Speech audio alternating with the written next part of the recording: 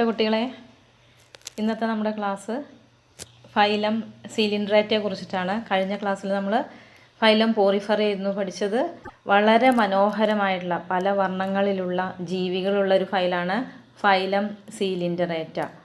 അതേപോലെ തന്നെ ഈ ജീവികൾ എത്ര മനോഹരമായിട്ടാണോ കാണപ്പെടുന്നത്, അതുപോലെ തന്നെ ഇവ വളരെ ഡേഞ്ചറസുമാണ്. Phylum സീലിൻഡ്രേറ്റ or നൈഡേറിയ. നമുക്ക് ഫൈലം സീലിൻഡ്രേറ്റ അല്ലെങ്കിൽ നൈഡേറിയയുടെ പ്രത്യേകതകൾ എന്തൊക്കെയാണ് ഈ ഫൈലത്തിൻ്റെ എന്ന് നമുക്ക് നോക്കാം. ആദ്യം നമ്മൾ ഇവയുടെ ചുറ്റുപാട് അല്ലെങ്കിൽ ഹാബിറ്റാറ്റ് ആണ് നമ്മൾ നോക്കുന്നത്. They are aquatic. ഈ ഫൈലം സീലിൻഡ്രേറ്റയിലുള്ള എല്ലാ ജീവികളും അക്വാട്ടിക് ആണ്. അക്വാട്ടിക് എന്ന് പറഞ്ഞാൽ ജലത്തിൽ ജീവിക്കുന്നവയാണ്. Mostly marine. മിക്കവാറും ജീവികളും മെറൈനാണ്, സമുദ്രത്തിൽ ജീവിക്കുന്ന ജീവികളാണ്. There are certain exception like hydra. എന്നാൽ ഹൈഡ്രയെ പോലെയുള്ള ജീവികൾ ജീവിക്കുന്നത് ഫ്രഷ് വാട്ടറിലാണ്, ശുദ്ധ ജലത്തിലാണ് ജീവിക്കുന്നത്. എന്നാലും മോസ്റ്റ്ലി ദേ ആർ മെറൈൻ. മിക്ക സിലിൻഡ്രേറ്റ്സും മെറൈനാണ്. ഹൈഡ്ര ഫ്രഷ് വാട്ടറാണ്. They are sessile or free swimming.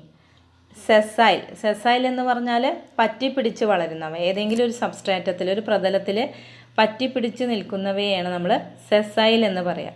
അതേപോലെ തന്നെ they are free swimming also. Free swimming ആയിട്ടുള്ള ജീവികളും സീലിൻഡ്രേറ്റിൽ കാണപ്പെടുന്നുണ്ട്. ഫ്രീ സ്വിമ്മിങ് എന്ന് പറഞ്ഞാൽ സ്വതന്ത്രമായിട്ട് ജലത്തിൽ കാണപ്പെടുന്ന ജീവികളാണ് ഫ്രീ സ്വിമ്മിങ്. ഇനി അതിൻ്റെ സിമ്മട്രി എങ്ങനെയാണെന്ന് നമുക്ക് നോക്കാം. Radially symmetrical animals. They are radially symmetrical animals. അതിൻ്റെ സിമ്മട്രി റേഡിയൽ സിമ്മട്രിയാണ്. സ്പോഞ്ചിൻ്റെ സിമ്മട്രി എന്തായിരുന്നു? അസിമെട്രിക്കൽ അല്ലേ. ഇത് റേഡിയൽ സിമ്മട്രിയാണ് സീലിൻഡ്രേറ്റ്സ് കാണിക്കുന്നത്. അതായത് അതിൻ്റെ സെൻട്രൽ ആക്സിസിൽ കൂടെ കടന്നു പോകുന്ന ഏത് പ്ലെയിനും അതിനെ തുല്യ ഭാഗങ്ങളായിട്ട് വിഭജിക്കും. അതിനെയാണ് നമ്മൾ റേഡിയൽ സിമ്മട്രി എന്ന് പറയുന്നത്. ഇനി ഇവയ്ക്ക് ഈ പേര് നൈഡേറിയ എന്ന പേര് എങ്ങനെയാണ് കിട്ടിയത്?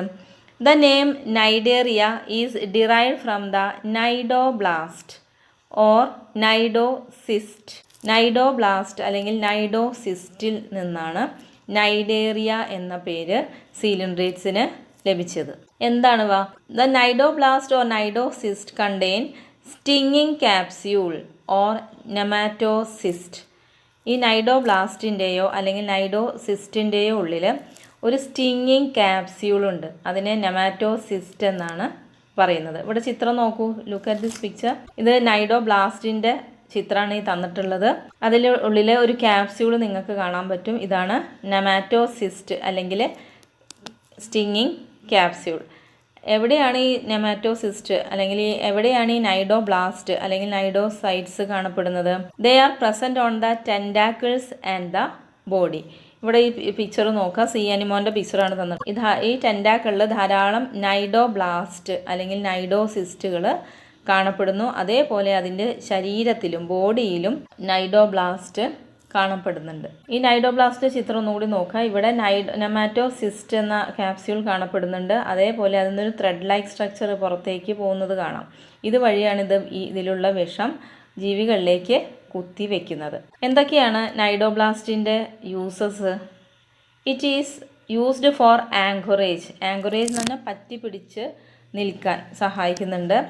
And used for defence. പ്രതിരോധിക്കാൻ, മറ്റ് ജീവികൾ ആക്രമിക്കാൻ വരുമ്പോൾ അവയെ പ്രതിരോധിക്കാനായിട്ട് നൈഡോബ്ലാസ്റ്റ് ഉപയോഗിക്കുന്നുണ്ട്. And capture of prey. അതേപോലെ ഇരയെ പിടിക്കാനും ഈ നൈഡോബ്ലാസ്റ്റ് ഉപയോഗിക്കുന്നുണ്ട്. അപ്പോൾ ഇതാണ് ഇതിൻ്റെ ക്യാരക്ടറിസ്റ്റിക്സ് ഫീച്ചർ എന്ന് പറയുന്നത്. ഈ ഫൈലത്തിൻ്റെ ക്യാരക്ടറിസ്റ്റിക് ഫീച്ചർ എന്ന് പറയുന്നത് പ്രസൻസ് ഓഫ് നൈഡോബ്ലാസ്റ്റ് ഓർ നൈഡോസിസ്റ്റാണ്. The cnidarians exhibit tissue level of organisation. അവരുടെ ലെവൽ ഓഫ് ഓർഗനൈസേഷൻ എന്താണ്? ടിഷ്യൂ ലെവൽ ഓഫ് ഓർഗനൈസേഷൻ ആണ്. സ്പോഞ്ചസിൻ്റെ ഓർഗനൈസേഷൻ എന്തായിരുന്നു? സെല്ലുലാർ ലെവൽ ഓഫ് ഓർഗനൈസേഷൻ ആയിരുന്നു.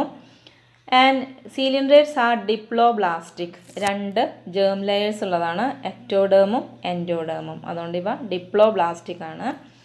Have a central gastrovascular cavity known as cylindron with a single opening mouth on hypostome. ഇവയ്ക്ക് ഒരു സെൻട്രലായിട്ട് മധ്യഭാഗത്തായിട്ട് ഒരു ഗാസ്ട്രോവാസ്കുലാർ cavity കാണപ്പെടുന്നുണ്ട്. ഈ ചിത്രം നോക്കുക. ഇവിടെ മധ്യഭാഗത്തായിട്ട് ഒരു അറ കാണാം. ടെൻറ്റാക്കിൾ കഴിഞ്ഞ് ഇവിടെ മൗത്ത് സ്ഥിതി ചെയ്യുന്നു. ഹൈപ്പോസ്റ്റോമിൻ്റെ സെൻറ്ററിലായിട്ടാണ് മൗത്ത് സ്ഥിതി ചെയ്യുന്നത്. അത് ലീഡ് ചെയ്യുന്നത് ഒരു സെൻട്രൽ ക്യാവിറ്റിയിലേക്കാണ്. ഈ ക്യാവിറ്റിയാണ് നമ്മൾ എന്ത് പറയുന്നത്, ഗ്യാസ്ട്രോ വാസ്കുലാർ ക്യാവിറ്റി എന്ന് പറയുന്നത്. സീലിൻഡ്രോൺ എന്നാണിത് അറിയപ്പെടുന്നത്. അതുകൊണ്ടാണ് ഈ ഫൈലത്തിൻ്റെ പേര് സീലിൻഡ്രേറ്റ എന്ന് വന്നിട്ടുള്ളത്. അതിനൊരു സിംഗിൾ ഓപ്പണിങ്ങേ ഉള്ളൂ, മൗത്ത്. ഇങ്ങനെയുള്ള ഡൈജസ്റ്റീവ് സിസ്റ്റത്തിന് നമ്മൾ എന്താണ് പറയുക, ഓർമ്മയുണ്ടോ? അതെ, ഇൻകംപ്ലീറ്റ് ഡൈജസ്റ്റീവ് സിസ്റ്റം എന്നാണ് പറയുക. ആകെ ഒരു സിംഗിൾ ഓപ്പണിങ്ങേ ഉള്ളൂ. ഈ ചിത്രം നോക്കുക, ഇവിടെ ഈ കാണുന്നതാണ് ഹൈപ്പോസ്റ്റോം. ഈ ഹൈപ്പോസ്റ്റോമിൻ്റെ സെൻട്രലായിട്ട് മൗത്ത് കാണാം. Digestion is extra cellular and intra cellular. ദഹനം എങ്ങനെയുള്ളതാണ്? എക്സ്ട്രാ സെല്ലുലാർ ആണ്, കോശത്തിന് പുറത്തുള്ളത്. അതായത് ഈ സിലിൻഡ്രോണിലെ ഉള്ളിൽ വെച്ച് ഡൈജഷൻ നടക്കും, അതിനെയാണ് എക്സ്ട്രാ സെല്ലുലാർ എന്ന് പറയാം. അതേപോലെ തന്നെ ഇൻട്രാ സെല്ലുലാർ ആണ്. ഇൻട്രാ എന്ന് പറഞ്ഞാൽ ഉള്ളിൽ, സെല്ലുലാർ എന്ന് പറഞ്ഞാൽ സെല്ലിൻ്റെ ഉള്ളിൽ വെച്ച് നടക്കുന്ന ദഹനമാണ് ഇൻട്രാ സെല്ലുലാർ. അപ്പോൾ ദഹനം രണ്ട് തരത്തിലുണ്ട്, എക്സ്ട്രാ സെല്ലുലാറുണ്ട്, ഇൻട്രാ സെല്ലുലാറുണ്ട്. ചില cnidarians, example corals, have a skeleton composed of calcium carbonate. ഇപ്പോൾ കോറലുകൾ സീലിൻഡ്രേറ്റിൽ പെട്ട ചില ജീവികളാണ് കോറൽസ്, പവിഴപ്പുറ്റുകൾ. ഇവയ്ക്ക് അവയുടെ ബാഹ്യ അസ്ഥികൂടം നിർമ്മിച്ചിട്ടുള്ളത്, അതിൻ്റെ സ്കെലിറ്റൻ അല്ലെങ്കിൽ അതിൻ്റെ അസ്ഥികൂടം നിർമ്മിച്ചിട്ടുള്ളത് കാൽസ്യം കാർബണേറ്റ് കൊണ്ടാണ്. അപ്പോൾ മറ്റു നൈഡേറിയൻസ് എക്സിബിറ്റ് 2 ബേസിക് ബോഡി ഫോംസ്. നൈഡേറിയൻസിന് 2 തരത്തിലുള്ള ശരീരരൂപങ്ങളുണ്ട്. ദേ എക്സിബിറ്റ് 2 ബേസിക് ഫോംസ്. ഏതൊക്കെയാണ് അവ നോക്കാം. 1 ഈസ് പോളിപ്പ്, ഒരു ബോഡി ഫോമാണ് പോളിപ്പുകൾ. അനദർ ഈസ് മെഡൂസ, അടുത്തത് മെഡൂസയാണ്. അപ്പോൾ 2 തരത്തിലുള്ള ബോഡി ഫോംസ് കാണിക്കുന്നുണ്ട്, പോളിപ്സും മെഡൂസയും. ഈ പോളിപ്പിൻ്റെ സവിശേഷതകൾ എന്തൊക്കെയാണ്? ദേ ആർ സെസൈൽ, അതായത് അറ്റാച്ച് ചെയ്ത് കാണപ്പെടുന്നവയാണ് പോളിപ്പുകൾ. സിലിൻഡ്രിക്കൽ ആകൃതിയായിരിക്കും പോളിപ്പുകൾക്ക് ഉണ്ടായിരിക്കുക.